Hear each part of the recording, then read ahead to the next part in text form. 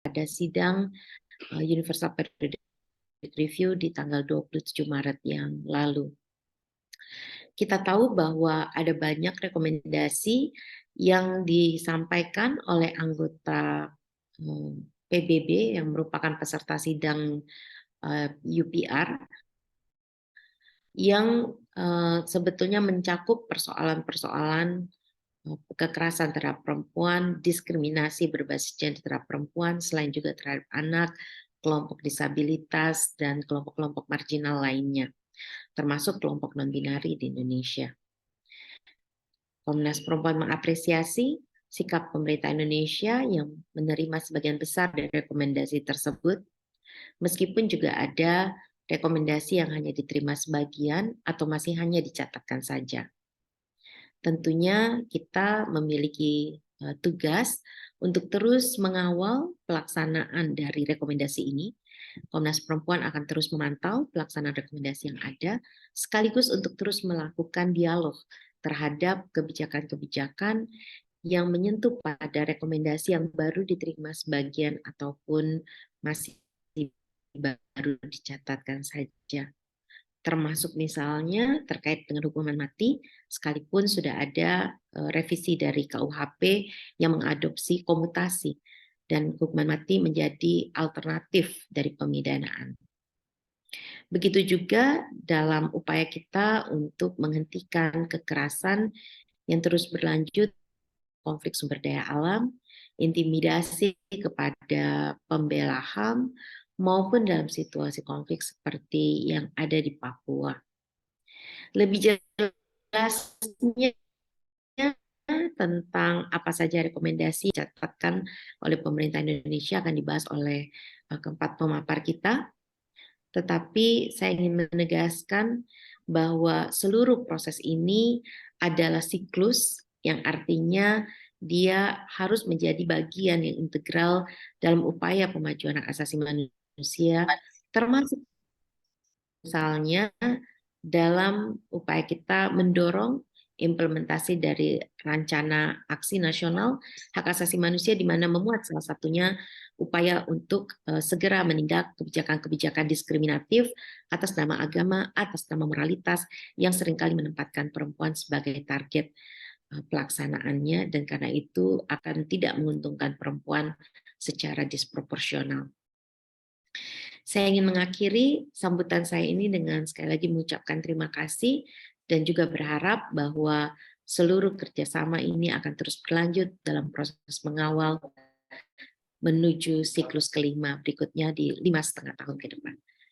Terima kasih atas kesempatan sambutan ini dan saya kembalikan kepada moderator. Selamat siang, salam Indonesia yang bineka untuk kita semuanya. Baik, terima kasih banyak Ibu Andi. Baik, acara kemudian akan saya pandu kembali sebelum akan saya serahkan kepada moderator yaitu Ibu Friska Sondang. Sebelumnya, alangkah baiknya kita untuk melakukan sesi foto bersama terlebih dahulu untuk mendokumentasikan diskusi pada siang hari ini. Jadi untuk Bapak, Ibu diharapkan untuk menyalakan kamera dan kita akan berfoto terlebih dahulu. Baik, untuk jajaran pertama, untuk halaman pertama dipersilakan. Sebentar, 1, 2, 3. Oke, selanjutnya untuk halaman yang kedua, dipersilakan apabila ingin menyalakan kamera. Oke, 1, 2. Baik. Oke, terima kasih untuk pembukaan pada diskusi siang hari ini saya akhiri dan kemudian akan dilanjutkan dan akan saya persilahkan kepada Kak Friska Sondang sebagai moderator dari diskusi pada siang hari ini untuk memandu diskusi selanjutnya. Baik, terima kasih banyak Rida untuk yang sudah disampaikan sampai kepada siang hari ini. Kami pertama-tama mau mengucapkan sekali lagi terima kasih untuk kehadiran Bapak Ibu dan juga rekan-rekan sekalian situasinya sangat panas hari ini dan juga bulan puasa, tapi semoga tidak mengurangi semangat kita bersama ya untuk bersama-sama mencermati isu-isu yang akan dibahas pada siang hingga sore hari ini. Nah, tanpa berlama-lama, pada siang ini kita akan mendengarkan pemaparan dari 4 narasumber yang merupakan 4 perwakilan dari 4 lembaga HAM. Yang pertama itu adalah Ibu Adnike Sigiro, yang merupakan Ketua Komnas HAM periode 2022-2027.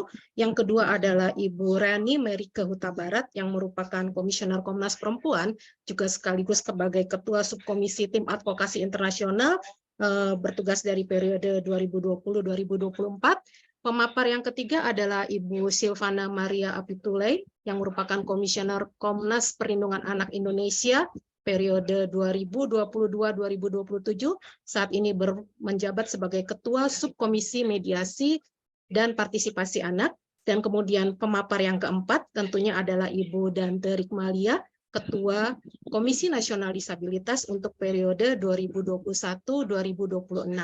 Nah, untuk kesempatan pertama kita akan berikan kepada Ibu Adnike. Kita akan panggil dia sebagai kakak pertama tentunya sebagai Komnas HAM untuk pertama-tama menyampaikan pemaparan. Waktunya adalah 15 menit. Untuk waktu dan layar kami persilakan Ibu Adnike. Terima kasih Kakak Friska. Oke, kakak pertama akan presentasi. Sebelumnya saya ucapkan Assalamualaikum warahmatullahi wabarakatuh. Waalaikumsalam, selamat siang. Shalom, Om Swastiastu, Namo Buddhaya, salam kebajikan, dan salam sehat untuk kita semua. Yang terhormat, teman-teman dari Lembaga HAM Nasional, dari Komnas Perempuan yang menjadi host acara ini, lalu dari KPAI, dari KND, rekan-rekan Komnas HAM dan Komnas Perempuan lainnya yang juga hadir, rekan-rekan media, dan jaringan kelompok perempuan, saya lihat juga banyak di sini. Terima kasih atas kehadirannya dan juga kesediaannya untuk mendengarkan pemaparan dari Komnas HAM terkait pandangan Komnas HAM ya atas siklus keempat UPR Indonesia yang berakhir atau ditutup pada tanggal 28 bulan Maret yang lalu di Jenewa dengan pengambilan rekomendasi UPR oleh pemerintah Indonesia. Komnas HAM sejak tahun lalu dari proses awal siklus keempat ini sudah terlibat di dalam proses UPR Indonesia, sama halnya juga dengan teman-teman lembaga HAM nasional lainnya dan juga masyarakat sipil ya, untuk memberikan masukan terkait situasi HAM di Indonesia secara umum kepada mekanisme UPR sesuai dengan isu, fokus maupun sektor yang menjadi perhatian teman-teman. Dan pada fase akhir dari proses ini, UPR telah mengeluarkan sejumlah 269 rekomendasi untuk pemerintah Indonesia yang berisi rekomendasi dalam berbagai isu hak asasi manusia, mulai dari sipil politik, ekonomi sosial budaya, isu terkait hak perempuan, hak disabilitas, hak anak, rekomendasi-rekomendasi untuk ratifikasi instrumen, rekomendasi untuk perbaikan legislasi atau regulasi di tingkat nasional, hingga rekomendasi-rekomendasi yang bersifat praktis ya untuk pemerintah menyikapi situasi-situasi hak asasi manusia di Indonesia yang memerlukan perhatian dari pemerintah sebagai pemegang tanggung jawab hak asasi manusia atau duty bearer. Dari 269 rekomendasi tersebut, pemerintah Indonesia menyatakan komitmennya untuk menerima 205 rekomendasi. Artinya lebih dari 75% rekomendasi yang diberikan diterima oleh pemerintah Indonesia. Sisa rekomendasi lainnya sejumlah kurang lebih 64 ya, itu dinyatakan oleh pemerintah Indonesia sebagai mereka mencatat rekomendasi tersebut, take note. Nah, tentu take note ini artinya tidak secara mutlak pemerintah Indonesia menolak rekomendasi tersebut, tetapi pemerintah mudah-mudahan akan mempertimbangkan untuk mempelajari lebih lanjut. Tetapi bagi 205 rekomendasi yang telah diterima, menurut saya inilah poin-poin penting yang perlu menjadi perhatian kita, baik lembaga HAM nasional maupun organisasi masyarakat sipil dan masyarakat sipil secara luas ya, untuk memberikan perhatian apa-apa dari poin tersebut yang menjadi fokus dari kerja-kerja kita dalam tugas lembaga maupun organisasi. Saya sebagai Komnas HAM, kami mencatat beberapa yang ingin kami highlight dalam pertemuan ini. Tentu saja ada yang lain, nanti silakan teman-teman KND, KPAI, dan Komnas Perempuan untuk memberi highlight pada isu-isu penting yang lain. Dalam ratifikasi, rekomendasi untuk ratifikasi konvensi internasional, Komnas HAM mencatat ada 2 konvensi yang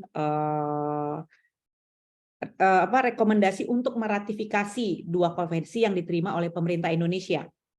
Yang pertama adalah komitmen untuk melanjutkan ratifikasi konvensi optional protokol konvensi menentang penyiksaan, atau dalam singkatan bahasa Inggrisnya kita suka sebut dengan istilah OPCAT. Konvensi kedua atau instrumen kedua yang dinyatakan komitmennya oleh pemerintah adalah upaya untuk melanjutkan ratifikasi konvensi internasional untuk perlindungan semua orang dari penghilangan paksa. Nah, ini 2 konvensi yang sudah juga menjadi agenda dari lembaga HAM nasional ya, Komnas HAM, Komnas Perempuan, KPAI, KND, itu kan kita punya jaringan juga untuk KUPP itu untuk mencegah penyiksaan. Jadi relevansi dari penerimaan rekomendasi ratifikasi optional protokol CAT ini menurut saya perlu untuk kita tindak lanjuti. Sementara ratifikasi konvensi penghilangan paksa juga saat ini sudah menjadi pembahasan di DPR dan menjadi perhatian dari banyak organisasi HAM, termasuk juga lembaga HAM nasional.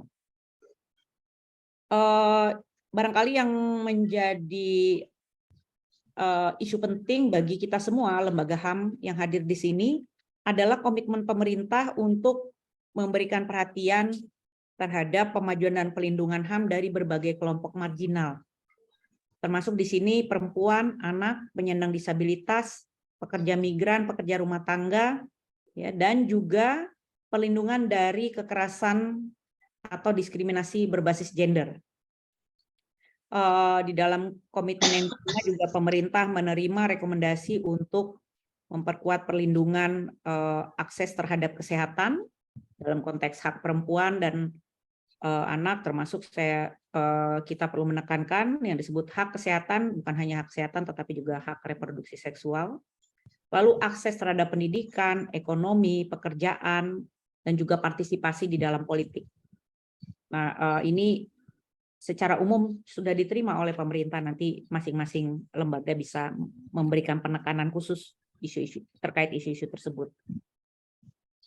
Dalam hal isu lingkungan dan sumber daya alam, pemerintah Indonesia menerima komitmen untuk mengambil langkah-langkah untuk mencegah atau mengurangi dampak pertambangan terhadap lingkungan.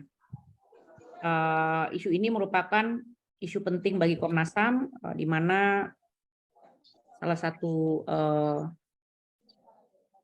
kasus yang banyak diterima oleh Komnas HAM itu berhubungan dengan agraria atau korporasi. Nah, ini isu pencegahan